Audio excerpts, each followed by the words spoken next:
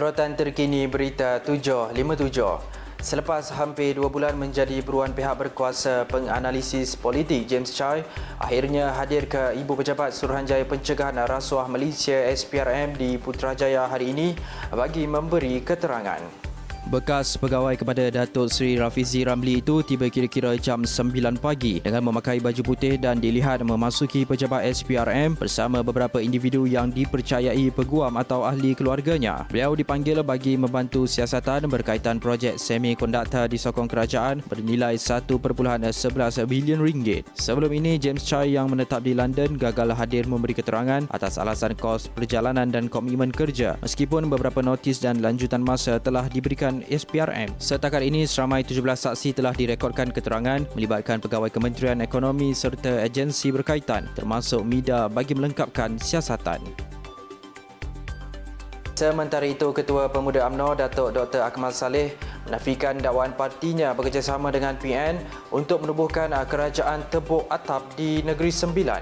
Akmal menegaskan pendiriannya jelas, iaitu UMNO perlu menarik sokongan dan menjadi pembangkang bermaruah atau menghadapi pilihan raya bagi menentukan mandat rakyat. Menurutnya, tindakan menarik sokongan bukan didorong keinginan merebut jawatan, sebaliknya kerana tidak bersetuju dengan hala 7PH dalam kerajaan perpaduan. Beliau terus menyifatkan sokongan adun PN kepada BN sebagai perkembangan positif ke arah penyatuan Parti Melayu, namun menegaskan kerjasama itu seharusnya diterjemahkan menerusi pilihan raya. Dalam perkembangan berkaitan isu ini timbul selepas 14 adun BN menarik sokongan terhadap Menteri Besar Negeri Sembilan, namun kerajaan negeri masih berfungsi seperti biasa sementara menunggu perkembangan lanjut.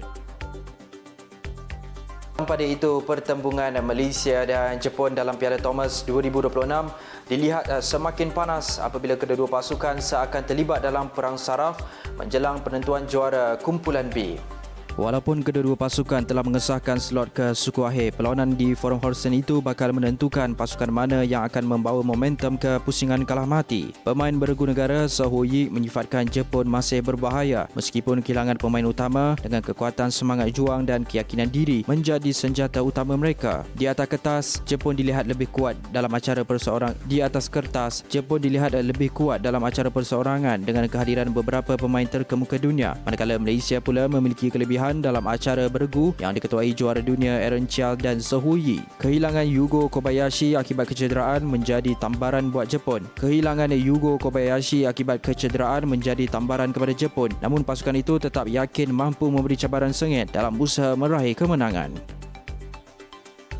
Saksikan kupasan berita merungkai punca had subsidi 200 liter RON 95 tidak dapat dinaikkan dalam situasi ekonomi semasa dalam Berita 757 malam ini.